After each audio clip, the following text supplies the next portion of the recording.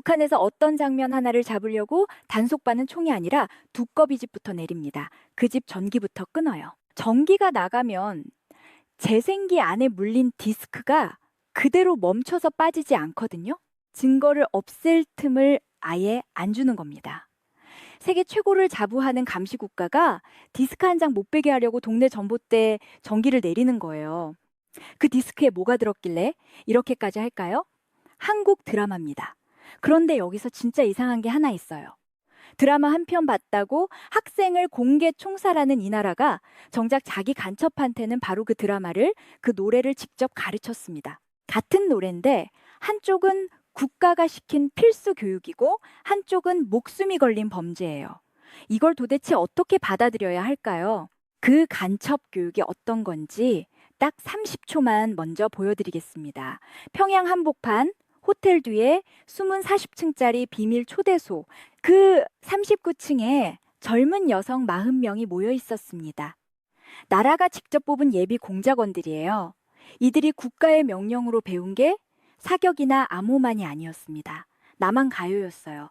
그것도 회식 자리에서 부를 노래로 딱 하나 배운 게 하필 울릉도 트위스트였습니다. 이 이야기는 뒤에서 제대로 풀 테니 지금은 딱 한 문장만 기억해 두세요. 북한은 자기 간첩한테 남한 노래를 직접 가르쳤다. 자, 그럼 같은 나라에서 평범한 주민이 그 노래를 들으면 어떻게 되는지 표면부터 내려가 봅니다. 뉴스 한 줄로는 절대 안 보이는 그 안쪽으로요. 먼저 표면입니다. 이 단속의 법적 뿌리는 2020년 12월에 채택된 반동 사상 문화 배격법이에요. 이름부터가 살벌하죠. 반동 사상과 문화를 배격한다. 여기서 말하는 반동 문화의 1순위가 바로 남한의 영화, 드라마, 노래입니다. 이 법에 따르면 남한 영상물이나 노래를 보거나 듣거나 심지어 가지고만 있어도 5년에서 15년의 노동교화형이에요. 그리고 그걸 퍼뜨린 사람은 최고 사형까지 갈 수 있습니다. 여기에 급이 있습니다. 실제 단속에 동원됐던 한 증언자에 따르면 같은 불법 영상이라도 처벌 강도가 달라요. 가장 위험한 게 한국입니다. 그 다음이 미국, 그 다음이 일본이에요. 성인 영상물조차 인민반 단계를 안 거치고 바로 보안소로 넘어갈 만큼 세게 때리는데 그런 성인물보다도 한국 드라마를 더 무겁게 봅니다. 반대로 중국 콘텐츠는 상대적으로 봐줘요. 비판서 한 장 쓰면 넘어가기도 합니다. 자, 버슨 몸보다, 심지어 미국 영화보다도 한국 드라마가 더 위험하다는 거예요. 이 순서 하나에 오늘 이야기의 답이 이미 들어 있습니다. 이건 뒤에서 다시 짚겠습니다.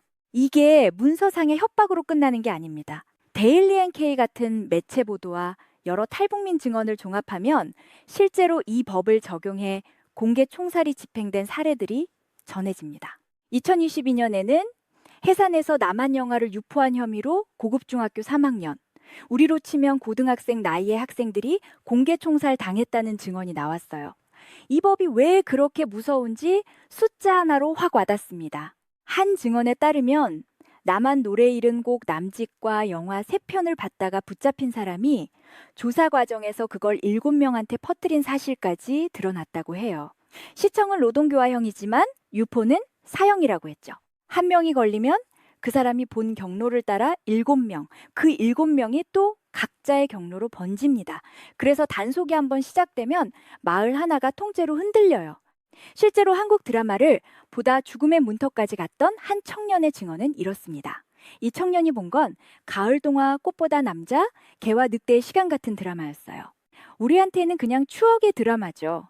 국경지대 USB 시장에는 오래된 드라마와 새 드라마가 뒤섞여 돌아다녔거든요. 국경 도시에서 자란 이 청년은 집 옥상에 만들어둔 침대에서 형들이랑 작은 플레이어로 그 영화를 보고 있었대요. 국경지대라 밤마다 단속건이 돌아다니는데 불빛을 보고 누군가 사다리를 타고 옥상으로 올라왔습니다. 급하게 재생기를 부숴서 디스크를 빼려고 했는데 너무 뜨거워서 안 빠졌대요. 그대로 압수당했습니다. 형셋은 그 길로 도망쳐 사흘을 숨었고 나흘째 집에 돌아와 잠든 새벽에 단속반이 들이닥쳤어요. 들어오자마자 구둣발로 밟고 주먹을 휘둘렀다고 합니다. 이빨이 부러지도록 맞으면서도 젊은 애들은 죽으면 죽었지 안 봤다고 버텼대요. 드라마 한 편 봤다는 이유로 이빨이 부러지고 목숨을 걸고 산으로 도망치는 겁니다. 이게 지금 그 나라에서 벌어지는 일이에요. 그런데 어떻게 그 옥상까지 정확히 찾아왔을까요? 단속권 출신 증언자의 말을 들어보면 그들은 전파수신 감지기라는 장비를 들고 밤마다 담당 골목을 돕니다. 노트텔이나 DVD, TV에 달린 녹화기에서 새어나오는 미세한 전자기파, 그러니까 영상과 음성의 파장을 잡아내는 장비예요. 가까이 다가갈수록 화면 내용까지 잡힌다고 합니다. 그렇게 집을 특정하고 앞집에 미리 알던 친구 목소리를 흉내내서 문을 열게 만든 뒤 불을 끄고 들이닥칩니다. 그리고 아무리 안 봤다고 우겨도 소용이 없어요. 그 감지기에 잡힌 신호 기록이 그대로 남아있거든요. 이게 너희 집에서 나온 영상이다 하고 들이밀면 더는 발뺌을 못합니다. 여기까지 들으시면 결론이 이미 나온 것 같죠? 북한은 무서운 감시 국가다. 여기서 끝. 그렇게 정리하고 싶어집니다. 그런데 이쯤에서 다들 놓치는 게 하나 있어요. 진짜 놀라운 건 단속이 얼마나 지독하냐가 아닙니다. 왜 이렇게까지 하냐는 겁니다. 생각해 보세요. 두꺼비집까지 내려야 잡을 정도라는 건 뒤집으면 이미 너무 많은 사람이 보고 있다는 뜻이에요. 몇몇 일탈이라면 동네 전기를 통째로 내릴 필요가 없습니다. 온 동네가 보고 있으니까 순찰조가 도착하기 전에 증거가 사라지니까 거기까지 손대는 겁니다. 이건 단속이 강하다는 신호가 아니라 사실은 지고 있는 싸움이라는 신호예요. 판도라의 상자. 다들 아시잖아요. 한 번 열리면 다시는 닫히지 않습니다. 지금 북한이 하는 일이 딱 그거예요. 이미 열린 상자를 억지로 닫으려는 건데 문제는 이미 늦었다는 거죠. 자, 그럼 표면 아래로 내려가 봅니다. 이 단속을 실제로 누가 어떻게 굴리는가? 한류 단속의 상징으로 알려진 조직이 백구상무, 다른 말로 백구그룹바입니다. 이름의 유래부터가 의미심장해요. 2000년 자본주의 선전물이 밀려든다며 사상전을 선포한 그 지시가 내려온 날짜 10월 9일에서 따왔다고 전해집니다. 단속 조직 이름에 날짜를 박아 넣을 만큼 이걸 정권 차원의 전쟁으로 본다는 거예요. 그런데 이 조직의 구성을 뜯어보면 진짜 그림이 보입니다. 백구상무는 어느 한 부서가 아니에요. 보위부, 사회안전, 검찰, 심지어 군까지 국가기관을 통째로 엮은 연합체입니다. 우리로 치면 국정원과 경찰과 검찰을 한 팀으로 붙여서 오로지 드라마 잡는 데 투입한 거예요. 왜 굳이 이렇게 묶었을까요? 단일 조직이면 뇌물만 주면 다 풀려버리거든요. 그 뇌물 구조를 끊어버리려고 서로 다른 조직을 한자리에 묶어서 서로를 감시하게 만든 겁니다. 국가의 최정예 감시 역량을 미사일도 간첩도 아닌 주민이 보는 드라마 한 편에 이렇게까지 쏟아붓는 거예요. 이게 말이 됩니까? 그럼 왜 하필 드라마일까요? 이유는 의외로 단순합니다. 북한 텔레비전은 온통 선전용이에요. 배가 고파 쓰러질 지경인데 화면에서는 맨날 충성하자, 열심히 일하자, 현실하고 안 맞잖아요. 근데 한국 드라마는 다릅니다. 평범한 서울집에 냉장고가 있고 자동차가 있고 여자가 운전대를 잡고 젊은 사람이 상사한테 대들고 마음에 안 들면 직장을 그만둡니다. 헐벗고 굶주린다고 배운 남조선 사람들이 상다리가 부러지게 먹어요. 북한 주민한테 이건 오락이 아니라 정보입니다. 저렇게도 살 수 있구나. 이 한 장면이 수십 년 쌓아 올린 체제에 거짓말에 금을 냅니다. 설명할 방법이 없으니까 아예 화면을 꺼버리는 쪽을 택한 거예요. 그런데 체제가 진짜 무서워하는 지점은 따로 있습니다. 바로 젊은 세대예요. 김정은이 직접 청년들을 향해 말투가, 옷차림이, 정신 상태가 남쪽을 닮아간다고 질타했다는 이야기가 나올 정도입니다. 왜 하필 청년이냐? 나이 든 세대는 비교할 대상이 없지만 젊은 세대는 이미 바깥을 흘끗 본 세대거든요. 이 세대를 놓치면 체제의 다음이 없다는 걸 아는 겁니다. 그래서 꺼내든 무기가 연좌제예요. 자식이 한국 드라마에 물들면 부모를 도시에서 추방해 농촌으로 끌고 간다는 취지의 내용이 이 법에 담긴 것으로 전해집니다. 내 가족이 무너지지 않으려면 내가 먼저 이웃을 신고해야 하는 구조. 공포를 온 마을에 나눠 묶어버린 설계죠. 여기에 일상장치가 하나 더 붙습니다. 생활총화라는 거예요. 정기적으로 모여 자기 비판을 하는데 규칙이 묘합니다. 내 잘못만 반성해서는 자리에 앉을 수가 없어요. 반드시 남을 하나 지목해서 비판해야 끝이 납니다. 잘못한 게 없으면 만들어서라도요, 온 사회가 서로를 고발하도록 제도로 훈련받는 겁니다. 감시가 얼마나 촘촘한지 한 탈북민은 이렇게 말합니다. 북한에서 자기가 가장 믿었던 친구한테 속마음을 다 털어놨는데 그 말이 고스란히 보입으로 들어가 있더라는 걸 나중에야 알았다고요. 몇 집에 한 명씩 눈이 심어져 있는데 누가 그 눈인지는 아무도 모릅니다. 그러니 가장 가까운 사람일수록 가장 무서운 그런 사회가 되는 거예요. 게다가 마지막 퇴로인 뇌물까지 막혔어요. 서로 다른 조직에서 나온 세 사람이 같이 들이닥치니까 한 사람이 돈을 받고 싶어도 옆에 두 사람이 지켜보는 겁니다. 봐주고 싶어도 못 봐주는, 서로가 서로를 무서워하는 단계까지 온 거죠. 자, 이제 앞에서 잠깐 보여드린 그 초대소로 제대로 들어가 봅니다. 이 대목이 저는 오늘 이야기에서 가장 서늘한 지점이라고 봐요. 방금까지 주민이 드라마 한 편에 목숨을 거는 장면을 봤죠. 그런데 같은 그 나라가 자기 손으로 골라 뽑은 사람들한테는 그 드라마를 정식 교과서로 가르쳤습니다. 한 탈북 여성의 증언입니다. 고등중학교 3학년이던 어느 날 학교 운동장에 낯선 차가 왔대요. 학생들을 쭉 세워놓고 낯선 어른들이 얼굴을 훑으며 이름을 적어갔습니다. 키가 160이 넘는지, 집안 배경은 괜찮은지를 봤답니다. 그리고 따로 불려가서는 머리를 올려보라, 치마를 들어보라, 다리가 곧게 붙는지까지 확인받았다고 해요. 17살 여학생을요. 그렇게 뽑히면 3개월에 한 번씩 정밀 신체 검사를 받습니다. 어느 날 빨간 종이에 소환장을 받고 평양으로 올라가면 호텔 뒤편 40층짜리 초대소로 들어가요. 39층에 올라가 보니 여자만 40명. 이미 찍어둔 얼굴 사진이 컬러로 벽에다 붙어 있었대요. 10명씩 면접을 거쳐 최종엔 단 2명으로 좁혀집니다. 당시 이들을 두고 공작원 한 명이 대한민국 군단 하나와 맞먹는다는 말이 나왔다고 해요. 그만큼 나라가 온 정성을 쏟은 최정예였다는 겁니다. 훈련 내용이 핵심입니다. 주체사상 학습에 격술과 단도 던지기, 사격, 영어와 한문까지 여기에 남한 문화가 정식 과목으로 들어가요. 놀라운 건 대한민국 신문을 일주일치씩 통째로 받아봤다고 합니다. 남쪽 사람처럼 노래도 배웠는데 회시경으로 가르쳐준 노래가 하필 울릉도 트위스트 하나였대요. 명색이 남파공작원 교육인데 배운 남한 노래가 그거 딱 하나라니 웃기면서도 씁쓸하죠. 한국말은 드라마로 배웠습니다. 특정 영화 한 편을 반복해 틀어놓고 대본을 받아 녹음하고 제주도 사투리까지 통째로 흉내냈다고 해요. 그런데 여기서 진짜 중요한 장면이 나옵니다. 이 교육생은 남쪽 신문을 읽고 남쪽 드라마를 보면서 혼란에 빠졌다고 고백해요. 학교에서 배운 남조선은 헐벗고 굶주리는 지옥이었는데 실제로 접한 남쪽은 전혀 딴판이었으니까요.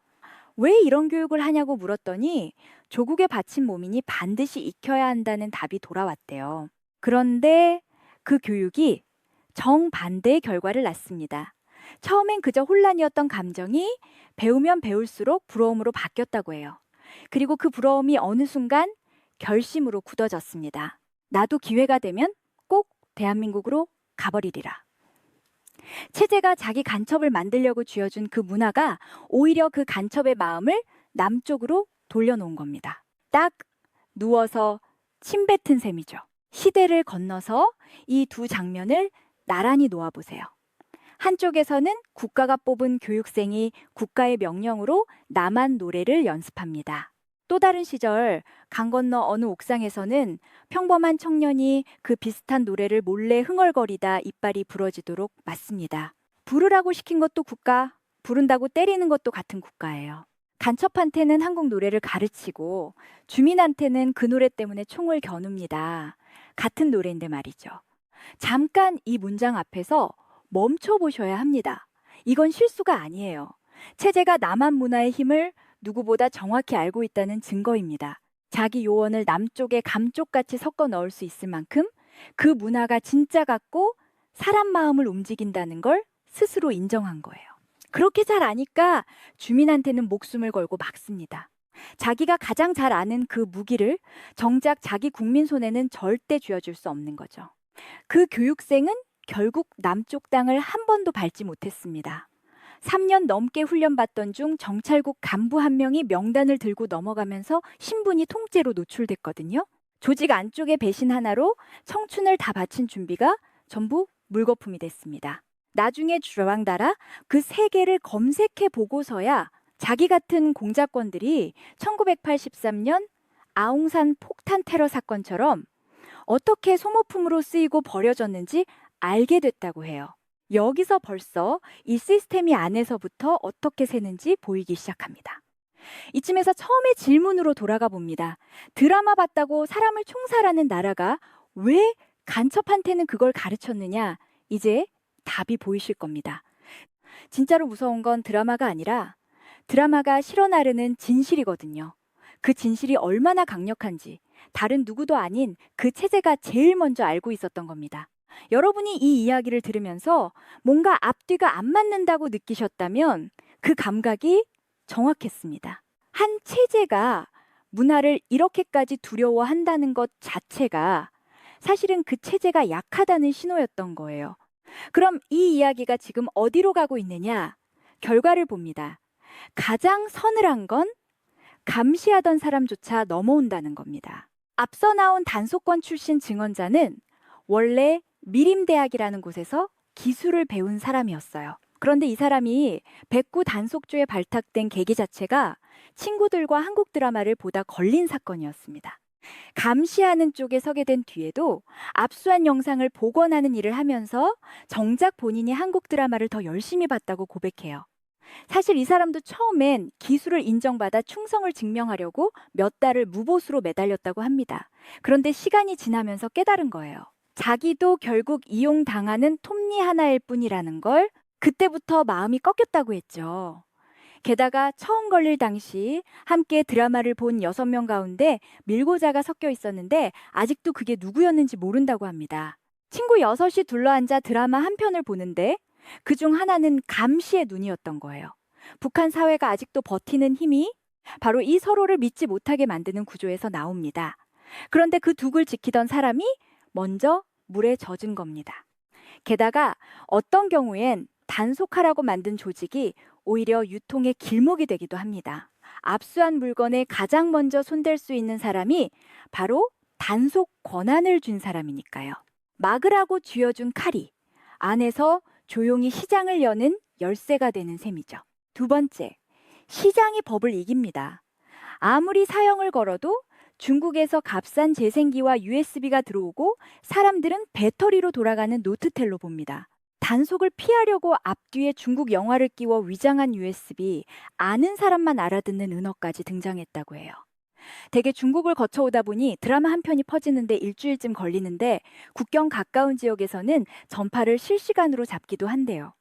그래서 허름한 집이라도 남쪽 전파가 잘 잡히는 집은 값이 뛴다는 이야기까지 나옵니다. 최근 탈북한 한 청년은 왜 넘어왔냐는 물음에 배우 송중기를 만나러 왔다고 답했다고 하죠. 드라마 한 편이 한 사람을 국경 너머로 걷게 만든 겁니다. 총도 삐라도 아니고 배우 얼굴 하나가요. 막으면 우회로가 생기고 우회로를 막으면 또 다른 길이 뚫립니다. 수요가 있는 한 이 흐름은 멈추질 않아요. 멀리 갈 것도 없습니다. 동독을 떠올려 보세요. 슈타지라는 비밀 경찰이 이웃끼리 서로를 감시하게 만든 역사상 손꼽히는 감시국가였습니다. 그런데 그 촘촘한 감시망도 담장 너머에서 흘러든 서독 방송 한 조각, 저쪽이 더 자유롭고 더 잘 산다는 그 사실 앞에서는 끝내 버티지 못했어요. 장벽은 총으로 무너진 게 아니라 진실이 새어들면서 무너졌습니다. 사람의 호기심은 총구보다 질기거든요. 그러니 지금 우리가 보고 있는 건 단순한 단속 뉴스가 아닙니다. 정보를 막아 유지되는 체제와 그 막을 뚫고 새어드는 진실 사이의 긴 싸움이에요. 그리고 역사를 보면 이런 종류의 싸움에서 둑이 진실을 영원히 막아낸 적은 없습니다. 앞서 그 청년한테 죽을 수도 있는데 왜 자꾸 보냐고 물었더니 이렇게 답했다고 해요. 화면 속 남조선 여자가 승용차를 직접 몰고 가더라. 헐벗고 굶주린다더니 나도 여자고 나도 사람인데 나는 왜 저렇게 못 살까? 보지 말라고 하니까 더 궁금하더라는 겁니다. 지금 이 순간에도 북한 어느 국경 도시의 옥상에서는 한 아이가 이빨이 부러질 각오를 하고 작은 화면을 켭니다. 그 아이가 목숨을 걸고 보려는 그 한 장면이 대체 뭐라고? 총구가 견워도 끝내 못 막는 그 궁금증 하나가 어쩌면 그 나라에서 가장 강한 무기인지도 모릅니다. 그리고 언젠가 그 둑이 끝내 무너지는 날, 그 아이가 가장 먼저 하고 싶어 할 일은 무엇일까요? 그 답을 같이 따라가 보고 싶으시면 구독 눌러주세요. 다음 편에서는 오늘 잠깐 등장했던 그 감시자가 직접 어떻게 사람을 잡고 어떻게 무너졌는지 낱낱이 증언합니다. 그 이야기를 놓치지 않으시려면 알림 설정까지 함께 해주시고 이 영상이 새롭게 다가오셨다면 좋아요로 힘을 보태주세요.